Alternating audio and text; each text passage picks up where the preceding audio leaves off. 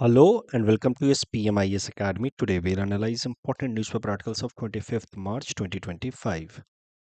Please note you can download the PDF version of today's newspaper analysis by clicking the link given in the comment section. This is the list of the topics that we will be covering from today's newspaper. The first article is about Africa India Key Maritime Engagement and IOS Sagar Patrol Initiative. Both these initiatives are important from our syllabus GS paper 2 international relations point of view. Current news देखते हैं तो हमारी navy ने Indian navy ने दो नए initiatives लिए हैं. Both aims at strengthening India's maritime ties with African countries. जो पहला इनिशिएटिव है वो है अफ्रीका इंडिया की मैरीटाइम एंगेजमेंट, शॉर्ट में AIKME.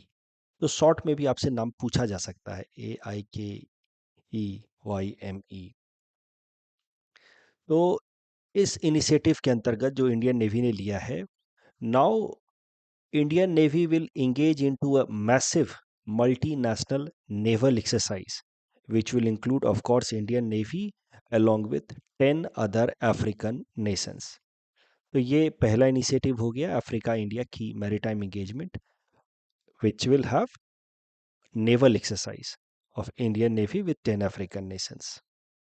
उसके अलावा दूसरा इनिशिएटिव है इंडियन ओशन शिप सागर पेट्रोल मिशन.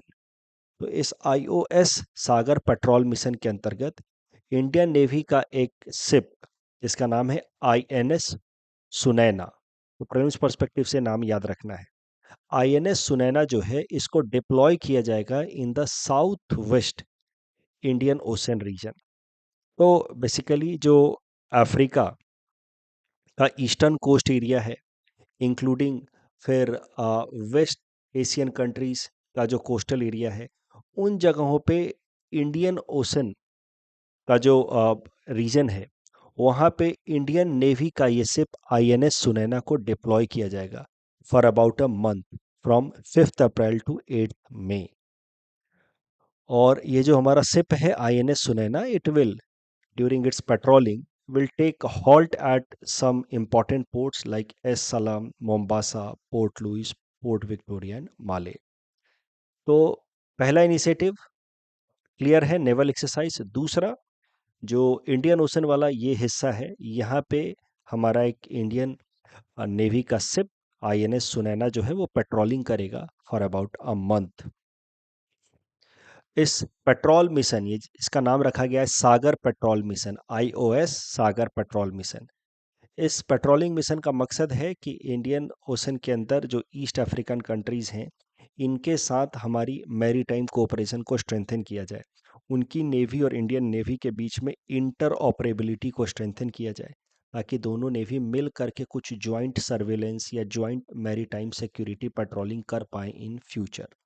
इससे फ़ायदा क्या होगा कि इस एरिया में जो पायरेसी होती है काफ़ी हद तक उसको भी कर्व किया जा सकेगा. पायरेट्स आपने तो मूवीज़ में भी देखा होगा, pirates of Caribbean and all. These are basically bandits of the ocean. ये ओशन के अंदर शिप्स को लूट लेते हैं. तो पायरेट जो हैं वो इस एरिया में बहुत एक्टिव हैं. तो यहाँ पे, और क्योंकि यहाँ से important sea line of communication गुजरता है, इस कारण से यहाँ पे पायरेट जो हैं वो काफ़ी प्रोएक्टिव हैं. स्पेशली यहाँ पे एक फेल्ड नेशन भी आप सॉर्ट ऑफ कह सकते हैं, सोमालिया. सोमालिया के pirates are infamous for looting many ships that moves through this region. तो ये जो इनिशिएटिव है पेट्रोलिंग मिशन, उसका मकसद है इस एरिया में पायरेसी को भी थोड़ा कम करना और इस एरिया के जो भी कंट्रीज हैं उनके साथ हमारी इंटर ऑपरेबिलिटी स्ट्रेंथन होगी. मकसद है कि कुछ देशों को अपना फ्रेंडली फॉरेन कंट्री बनाया जाए by enhancing maritime cooperation with them. उसके अंदर कुछ आइलैंड नेशन कंट्रीज हैं, साथ ही साथ कुछ ईस्ट अफ्रीकन कंट्रीज हैं. Island nation countries of Indian ocean and east African countries. ये जो दो इनिशिएटिव्स लिए हैं इंडियन नेवी ने, these are in line with Mahasagar initiative which was recently launched by our Prime Minister Narendra Modi ji during his visit to Mauritius. तो प्रधानमंत्री Narendra Modi ji Mauritius गए थे. वहाँ पे भारत का एक पुराना इनिशिएटिव, लगभग 10 साल पुराना इनिशिएटिव जो खुद मोदी जी ने ही लॉन्च किया था, Sagar initiative, which stood for security and growth for all in the region. Which basically aimed at, जो सागर इनिशिएटिव प्रधानमंत्री जी 2015 में लेकर के आए थे लगभग 10 साल पहले, उसका मकसद था इंडियन ओशन के अंदर जो आइलैंड कंट्रीज हैं या ईस्ट अफ्रीकन कंट्रीज हैं उनके साथ मिल करके कोऑर्डिनेशन किया जाए और साथ ही साथ फिर मैरीटाइम रिसोर्सेज को एक्सट्रैक्ट किया जाए. Now Sagar initiative after about a decade has been upgraded into Mahasagar. Modi जी ने खुद इसको अपग्रेड कर दिया हाल फिलहाल में during his visit to Mauritius. तो now Mahasagar will be known as mutual and holistic advancement for security across the region. तो यही महासागर इनिशिएटिव के अंतर्गत या महासागर विजन के अंतर्गत ये दो इनिशिएटिव लेकर के आई है इंडियन नेवी, अफ्रीका इंडिया की maritime engagement and iOS Sagar patrolling. इससे इंडिया का क्या स्ट्रैटेजिक इंटरेस्ट पूरा होगा? स्ट्रैटेजिक इंटरेस्ट मतलब लॉन्ग टर्म इंपॉर्टेंट इंटरेस्ट को कहा जाता है स्ट्रैटेजिक इंटरेस्ट. इससे भारत को कुछ इंपॉर्टेंट सिक्योरिटी पार्टनर्स मिलेंगे इंडियन ओशन में.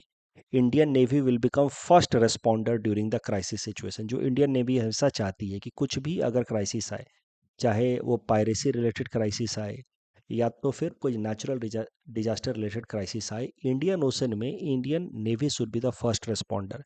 We don't want any other major power, especially China, to have much say in Indian Ocean region. तो ये सब भारत का स्ट्रैटेजिक गोल पूरा होगा. We will be able to counter China's influence in the Indian Ocean region with help of these two recent initiatives. इस topic discussion के basis पे ये प्रीलिम्स प्रैक्टिस क्वेश्चन है. Please attempt this question and submit the answer in the comment section. The next article is about dare to era D TB initiative. This topic is important from our syllabus GS paper 2 governance point of view, especially with respect to health segment. तो क्या है ये dare to era D TB initiative?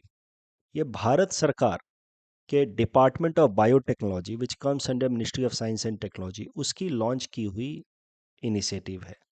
इसके अंतर्गत लक्ष्य है कि TB को एलिमिनेट किया जाए बाय 2025. ट्यूबरकोलोसिस जो डिजीज है उसको एलिमिनेट किया जाए. ये जो इनिशिएटिव है इसका पूरा नाम है data driven research to eradicate tuberculosis. This was started by department of biotechnology in 2022. The target is to eliminate TB by 2025. The target appears very difficult to achieve, but at least target तो यही है कि 2025 तक TB को eliminate किया जाए. इसके अंतर्गत जैसा कि आप देख रहे हैं, इट अलाइंस विथ टीबी मुक्त भारत. तो इस dare to era D TB initiative के अंतर्गत जो अलग अलग ट्यूबरकुलोसिस रिलेटेड बैक्टीरियाज हैं उनकी जीनोम स्टडी की जाएगी. पता किया जाएगा कि आखिर ड्रग रेजिस्टेंट टीबी क्यों ऑन द राइज है. ड्रग रेजिस्टेंट टीबी मतलब वो ट्यूबरकुलोसिस इन्फेक्शन जिन जो रेजिस्टेंट हैं, वो सारे माइक्रोब्स जिनके अगेंस्ट फर्स्ट लाइन या second line of antibiotics effectively काम नहीं कर रहे. इस तरह के ट्यूबरकुलोसिस को कहा जाता है ड्रग रेजिस्टेंस ट्यूबरकुलोसिस. तो इस इनिशिएटिव की मदद से ड्रग रेजिस्टेंट ट्यूबरकुलोसिस को डील करने की कोशिश की जाएगी with help of better diagnostics and data driven initiatives या पॉलिसी. तो इसमें मेन जो फोकस है इस dare to era D TB initiative में मेन फोकस है वो है जीनोम सीक्वेंसिंग करने पे of the TB causing bacterias. तो देखिए, टीबी ट्यूबरकुलोसिस जो बीमारी है मेनली वो लंग्स को इन्फेक्ट करता है. और ये जो बीमारी है it mainly happens because of A bacteria जिसका नाम है माइकोबैक्टीरियम ट्यूबरकुलोसिस. अब माइकोबैक्टीरियम ट्यूबरकुलोसिस वाली जो बैक्टीरिया है इसके जीनोम को स्टडी किया जाएगा. जीनोम स्टडी मतलब उसके डीएनए सीक्वेंसिंग को स्टडी किया जाएगा. देखा जाएगा कि किस किस तरीके के बैक्टीरियाज हैं. यही है लक्ष्य इस इनिशिएटिव का. तो under this initiative genome sequencing of about 32,500 TB bacterial genomes will be done. 10,000 samples की सीक्वेंसिंग अभी ऑलरेडी हो चुकी है और साल के अंत तक उम्मीद है कि ये पूरा का पूरा टारगेट कंप्लीट कर लिया जाएगा. 32,500 TB bacterial genomes will be studied. देखिए, जैसे हम इंसानों का डीएनए होता है जो हमारा हेरिडेटरी इंफॉर्मेशन को कैरी करता है, और एक इंसान का डीएनए दूसरे इंसान के डीएनए की तुलना में थोड़ा सा अलग होता है. Similarly, bacteria have this bacteria, this Mycobacterium tuberculosis, has DNA. And every TB bacterium has small changes, जिसको हम लोग कहते हैं म्यूटेशंस. जैसे इंसानों के डीएनए में भी थोड़े बहुत चेंजेस रहते हैं, वैसे टीबी बैक्टीरियम जो है माइकोबैक्टीरियम ट्यूबरकुलोसिस, इस बैक्टीरिया के डीएनए में भी थोड़े बहुत चेंजेज होते हैं, इसको कहा जाता है म्यूटेशंस। कभी कभार क्या करते हैं ये बैक्टीरिया जो है माइकोबैक्टीरियम ट्यूबरकुलोसिस बैक्टीरिया, ये इस तरीके से अपने म्यूटेशंस कर लेता है या अपने डीएनए में चेंज कर लेता है which helps it to become resistant to the antibiotics या मेडिसिन। इस तरीके के जो बैक्टीरियाज होते हैं they cause tuberculosis which is drug resistant. I just hope कि आपको बात समझ आ रही है कि जैसे हम इंसानों का डीएनए होता है वैसे ही इन बैक्टीरियाज का भी, जिनके कारण टीबी होता है, उनका भी डीएनए होता है। और ये डीएनए में थोड़े बहुत चेंजेस भी करते रहते हैं बैक्टीरिया, जिसको कहा जाता है mutation. So, some of the mutations lead to rise of drug resistant tuberculosis because these mutations allow the bacteria to become resistant against first line या सेकेंड लाइन ऑफ एंटीबायोटिक्स। तो अब जब जीनोम सीक्वेंसिंग की जाएगी, अलग अलग mutations को study किया जाएगा कि किस किस तरीके के चेंजेस के साथ ये बैक्टीरियाज हैं, उनके अंदर किस किस तरीके के डीएनएज हैं। तो जीनोम सीक्वेंसिंग के we will be able to spot the changes या म्यूटेशंस इन दीज बैक्टीरियाज, और उसके बेसिस पे we will be able to develop, we मतलब our scientists will be able to develop drug या medicine which will now be able to cure even drug resistant tuberculosis. So this will help in curbing the rise of drug resistant tuberculosis. इस discussion के basis पे prelims practice question है, please attempt this question and submit the answer in the comment section. यहाँ पे थोड़ा सा common sense भी इस्तेमाल करना पड़ेगा आपको कि क्या सही हो सकता है क्या नहीं। You will have to take a guess और फिर आप इस क्वेश्चन को अटेम्प्ट करें। The next topic is about Google tax या equalisation levy which government is planning to remove. So this topic is important from our syllabus GS paper 3 Indian economy point of view. क्या है current news? तो भारत सरकार ने फैसला किया है कि वो एक अलग से फाइनेंस बिल ला करके अभी जो एग्जिस्टिंग इक्विलाइजेशन लेवी है, जिसको गूगल टैक्स भी कहते हैं, उसको खत्म कर दें। This removal will happen from 1 April 2025। अब ये तो एक न्यूज है, इस न्यूज में कई सारी चीजें हमें समझनी है कि क्या है इक्विलाइजेशन लेवी, और तभी जाकर के हम समझ पाएंगे कि क्या हाल फिलहाल में डेवलपमेंट होने वाला है। Equalisation levy, this was introduced in 2016 with help of a separate finance law. इस इक्विलाइजेशन लेवी के अंतर्गत 6% टैक्स लगाया जाना था on non resident companies. Non resident company जिनका भारत में प्रेजेंस नहीं है, उनको कहा जाता है नॉन रेजिडेंट कंपनी, जैसे कि गूगल, फेसबुक।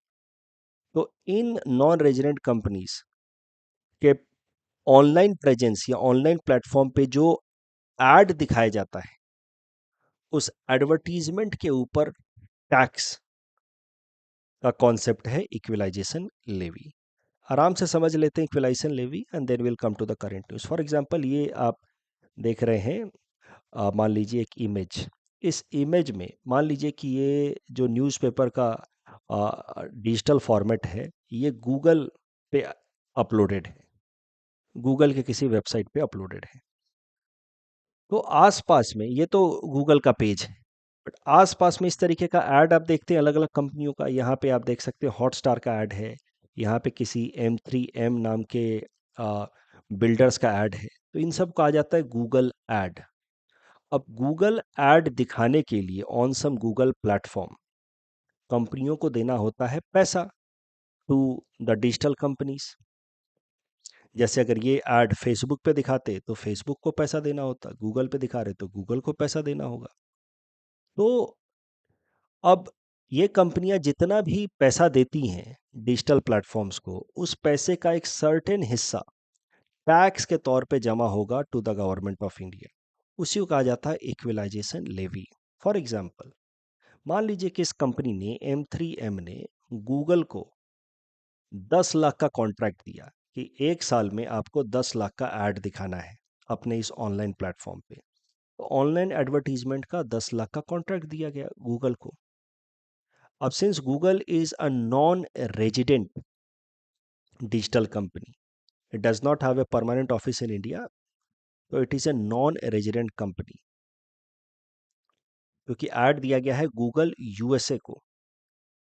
तो इस केस में जो इंडियन कंपनी है, इस केस में मान लीजिए M3M, इसने 10 लाख का कॉन्ट्रैक्ट दिया है गूगल को, तो उस 10 लाख का 6%, दैट इज 60,000, ये कंपनी अपने पास होल्ड कर लेगी एज इक्विलाइजेशन लेवी। गूगल के पास जाएगा सिर्फ 9,40,000 रुपए। Remaining 60,000 will be held by this M3M, and this will be deposited to the government of India. So that is why sometimes equalization levy is also known as a type of withholding tax, because the Indian firm will withhold the tax with itself and deposit to the government of India. Similarly, Hotstar will also pay tax to the government of India. ये Google को add दिया है, तो जितने का add दिया उसका 6% amount Hotstar deduct करके सरकार को जमा कर देगा। तो ये होता है इक्विलाइजेशन लेवी। अब एक बार पढ़ेंगे तो आराम से समझ आ जाएगा। साल 2016 में इस कॉन्सेप्ट को लाया गया था by bringing a separate finance law, एक अलग से कानून ला करके इस इक्वलाइजेशन लेवी का कॉन्सेप्ट लाया गया था, जिसके अंतर्गत 6% टैक्स अप्लाई किया जाना था on non resident companies for showing online advertisement for value more than 1 lakh rupees in an year. तो अगर इस कंपनी ने गूगल को 1 लाख से ज़्यादा का अगर कॉन्ट्रैक्ट दिया है, तभी जाकर के इक्वलाइजेशन लेवी का कॉन्सेप्ट अप्लाई होता है। अगर एक साल में 1 लाख से कम का कोई कॉन्ट्रैक्ट हो, तो उस केस में इक्वलाइजेशन लेवी का कॉन्सेप्ट अप्लाई नहीं होगा। तो इक्वलाइजेशन लेवी लाया गया था साल 2016 से in order to tax the foreign tech giants like Google, Facebook, who were earning from Indian users. YouTube भी तो ऐड दिखाता है, तो YouTube से भी अर्न करेंगे। तो इंडियन यूजर से जो अर्न कर रहे हैं एडवर्टीजमेंट दिखा करके, उस एडवर्टीजमेंट से जो अर्निंग हो रही है उसका कुछ भी हिस्सा सरकार को टैक्स के तौर पे तो मिलता नहीं था, because these companies did not had physical presence in India. Now after equalization levy 6% tax if the transaction amount was more than 1 lakh for an year, तो उस केस में 6% would be collected as equalization levy, वो Indian firm ही withhold करके सरकार को जमा कर देगी। अब न्यूज़ ये है कि सरकार जो पुराना फाइनेंस लॉ लेकर के आई थी, जिसकी मदद से इक्वलाइजेशन लेवी का कॉन्सेप्ट लाया गया था, उसको अमेंड करके इक्वलाइजेशन लेवी को ख़त्म कर रही है। 1 अप्रैल 2025 से equalization levy will be over. क्यों हटाया जा रहा है? कहीं ना कहीं अमेरिका की तरफ से जो दबाव है हाल फिलहाल में after it's new president Donald Trump, ये कारण है। क्योंकि ज़्यादातर जो इक्विलाइजेशन लेवी है उसके कारण American companies like Google, Amazon, Facebook are affected. एक बात और समझिए कि equalization levy is sometimes also popularly known as Google tax. जैसे यहाँ पे लिखा है गूगल टैक्स, तो उसका टेक्निकल नाम है इक्विलाइजेशन लेवी या डिजिटल टैक्स। तो ध्यान रहे कि equalisation levy is popularly known as Google tax, but that does not mean कि it applies only on Google. It applies on any such digital platforms which are given by a non-resident firm who are having only digital presence in India but not a physical presence. अगर उनके platform पे 1 लाख या उससे ज़्यादा का advertisement दिखाया जाएगा, तो उस केस में 6% as equalization levy will be charged. और जब इतनी बात हो रही है तो थोड़ा और आगे बढ़ते हैं। इक्वलाइजेशन लेवी लाया गया साल 2016 में। साल 2020 में इक्वलाइजेशन लेवी के अंतर्गत एक नया डायमेंशन भी ऐड किया गया, मतलब पुराना वाला तो टैक्स लगेगा ही लगेगा, प्लस एक और नया तरीके का इक्वलाइजेशन लेवी ऐड किया गया, जिसको नाम दिया गया इक्वलाइजेशन लेवी 2.0।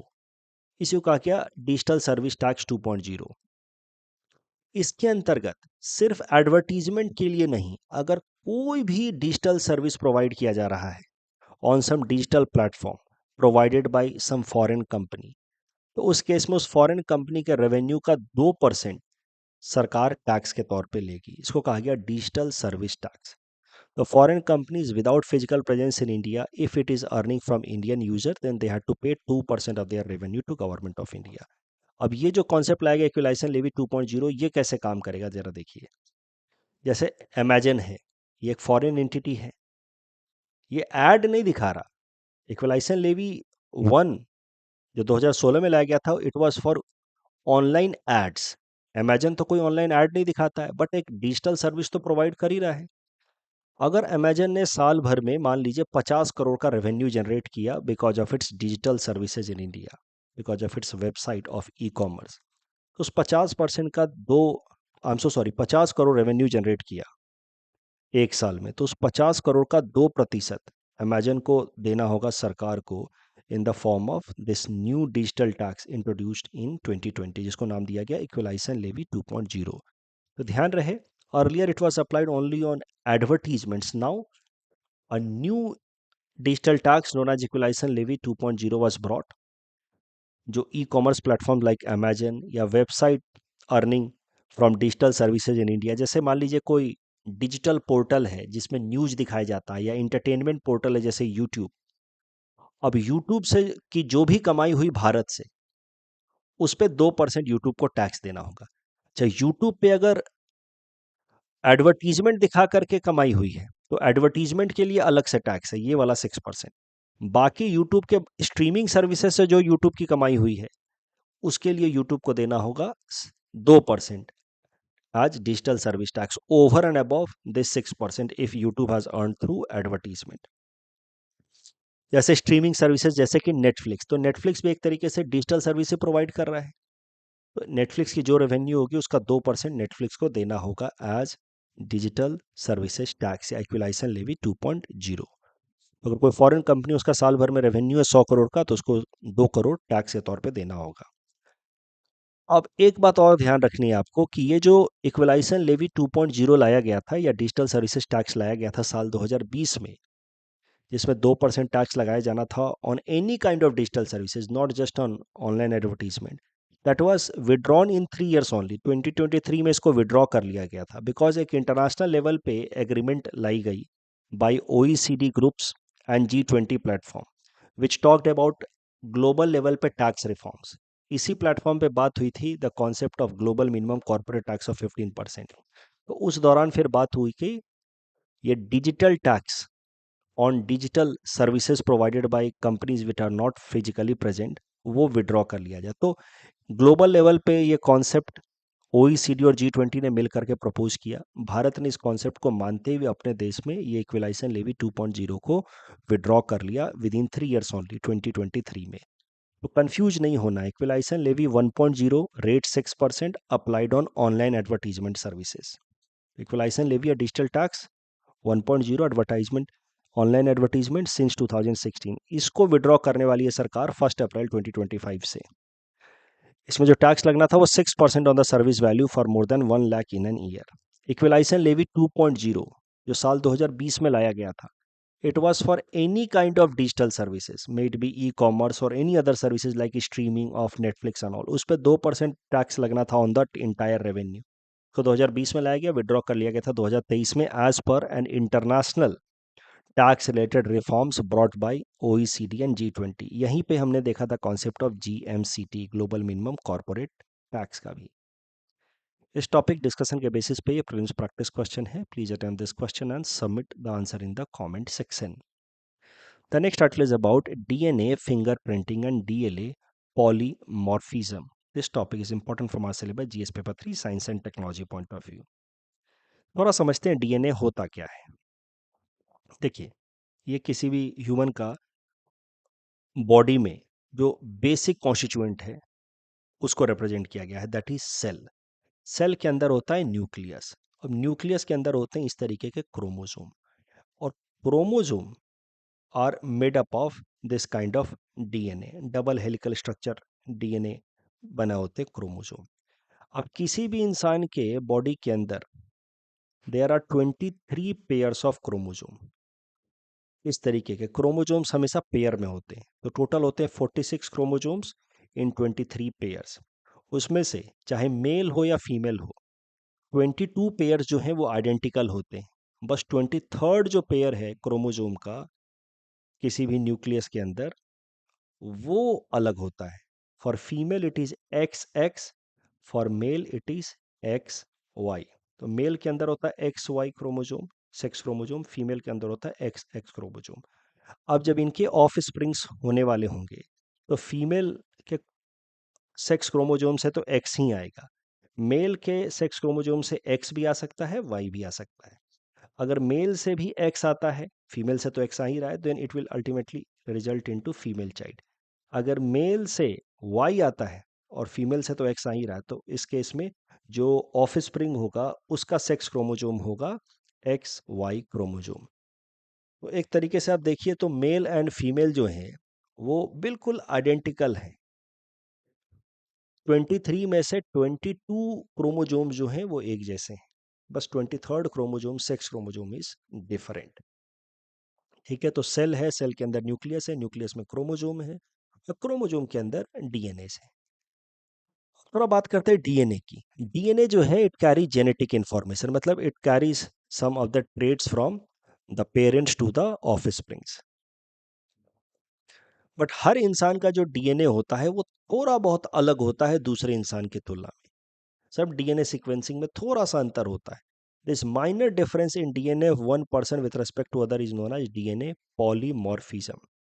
उसी पॉलीमॉर्फिज्म यानी कि डीएनए में थोड़े बहुत वेरिएशन को स्टडी करके फिर पता लगाया जाता है कि एक इंडिविजुअल की आइडेंटिफिकेशन की जाती है। जैसे हर एक इंसान का फिंगरप्रिंट अलग अलग है, वैसे ही हर एक इंसान का डीएनए भी थोड़ा अलग अलग है। That small variation is known as DNA polymorphism, and that small variation is studied in order to identify an individual या ट्रेस हिज और हर एंसेस्ट्री, कि किस फैमिली से आ रहे हैं। तो डीएनए के अंदर ये रहा डीएनए जो क्रोमोसोम के अंदर होता है, उसको स्टडी करके एक इंसान की डीएनए प्रोफाइलिंग की जा सकती है, जिससे पता लगाया जा सकता है कि वो किस फैमिली से आ रहा है, मतलब उसके पेरेंट्स कौन हैं।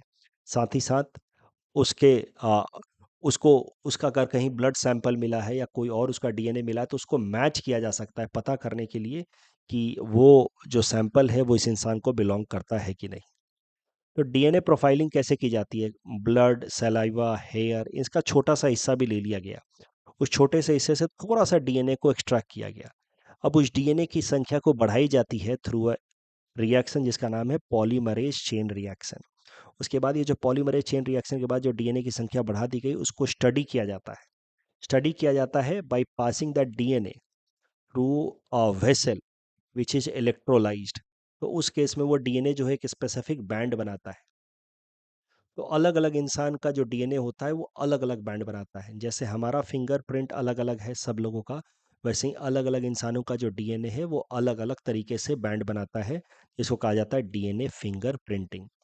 तो बेसिकली डीएनए पॉलीमॉर्फिज्म मतलब अलग अलग लोगों का अलग अलग डीएनए है, और उसी को स्टडी करना मतलब अलग अलग लोगों के डीएनए प्रोफाइलिंग करना या डीएनए की फिंगरप्रिंटिंग करना, which helps in identifying a person या ट्रेसिंग हिज एंसेस्ट्री। इससे फ़ायदा क्या होता है? इट हेल्प्स इन फॉरेंसिक्स, मतलब क्राइम इन्वेस्टिगेशन में डीएनए प्रोफाइलिंग या डीएनए फिंगरप्रिंटिंग से फ़ायदा होता है। पैटर्निटी टेस्टिंग की फादर कौन है वो इंश्योर करने में भी डीएनए प्रोफाइलिंग जो है वो हेल्पफुल हो सकता है। आइडेंटिफाइंग ए मिसिंग पर्सन या डेड बॉडीज, तो पहले डीएनए लिया और बाद में कोई डेड बॉडी मिली उसके साथ मैच कर सकते हैं। डिजास्टर विक्टिम आइडेंटिफिकेशन में भी डीएनए प्रोफाइलिंग या फिंगरप्रिंटिंग इज हेल्पफुल। एक बात आपको ध्यान रखनी है कि दुनिया में अलग अलग इंसानों का डीएनए अलग अलग होता है, सब में थोड़ा बहुत वेरिएशन होता है, इसको हम लोग कहते हैं polymorphism. But in identical twins the DNAs are also similar, उनमें वेरिएशन नहीं होता है। आइडेंटिकल ट्विंस जिन बिल्कुल एक जैसे दिखते हैं उनको कहा जाता है मोनोजाइगोटिक ट्विंस। मोनोजाइगोटिक ट्विंस कैसे होते हैं कि एक ही एग है एंड फादर से आया स्पर्म, स्पर्म भी एक ही है, उससे फर्टाइल हुआ एग, फर्टिलाइज होने के बाद जो जो जाइगोट बना वो डिवाइड होकर के दो बन गया, जिस कारण से दो ऑफ स्प्रिंग्स पैदा हुए, इनको कहा जाता है मोनोजाइगोटिक ट्विंस या आइडेंटिकल ट्विंस। ये जनरली एक जैसे ही दिखते हैं, इनका डीएनए भी एक जैसा होगा। बट दूसरे होते हैं डाइजाइगोटिक ट्विंस, उनमें क्या होता है कि स्पर्म दो होते हैं, एग भी दो होते हैं। तो while fertilization one sperm is fertilizing one particular egg while another sperm is fertilizing another egg, तो दो फर्टिलाइजेशन साइमल्टेनियसली हो रहा है। इसी कारण से दो इस तरह के प्लेसेंटास बन रहे हैं। इस तरह से होने वाले जो ऑफस्प्रिंग्स होते हैं they are known as dizygotic twins, they are different in their outlook. तो इनका भी डीएनए काफ़ी हद तक मिलता है, लगभग 50% तक डीएनए मिलता है, बट काफ़ी हद तक इनका डीएनए अलग भी होगा, जबकि मोनोजाइगोटिक ट्विन्स का डीएनए जो है वो बिल्कुल आइडेंटिकल होता है। इस टॉपिक डिस्कशन के बेसिस पे प्रिलिम्स प्रैक्टिस क्वेश्चन है, please run this question and submit the answer in the comment section. ऐसा प्रश्न आपसे मेंस में पूछा जा सकता है जीएस पेपर 3 में, explain the mechanism behind DNA fingerprinting with its application. मैंने आपको बताया कि डीएनए सैंपल कलेक्ट किया जाता है, फिर आइसोलेट किया जाता है और एम्पलीफाई किया जाता है। एम्पलीफाई करने के लिए ये पीसीआर रिएक्शन है। फिर DNA is cut into fragments, और फ्रैगमेंट्स को फिर एक इलेक्ट्रोलाइजिंग वेसल से मूव करा करके उसको स्टडी किया जाता है, जिसके अंतर्गत अलग अलग बैंड बनते हैं। This band is different for different individuals which is known as DNA finger printing. तो इस तरीके से आप इस आंसर को अटेम्प्ट कर सकते हैं। कल जो हमने आपको प्रैक्टिस क्वेश्चन दिया था, रेलवे स्टेशन ऑपरेशनल जो है मेघालय में, मेंदी पठार, सिक फॉर जस्टिस, इसमें तीनों स्टेटमेंट सही था। World water development report, again all the three statements are correct. Jnanpith award में सेकंड स्टेटमेंट गलत हो जाता है, क्योंकि इसको साहित्य अकादमी नहीं देती है, इसको ज्ञानपीठ ट्रस्ट देता है। सो भारतीय ज्ञानपीठ ट्रस्ट, इसलिए second statement is wrong. Fifth question, यहाँ पे third statement is wrong because it is celebrated in many countries, not just in Iran, Nowruz festival. That's all from our side for today. Thanks for watching.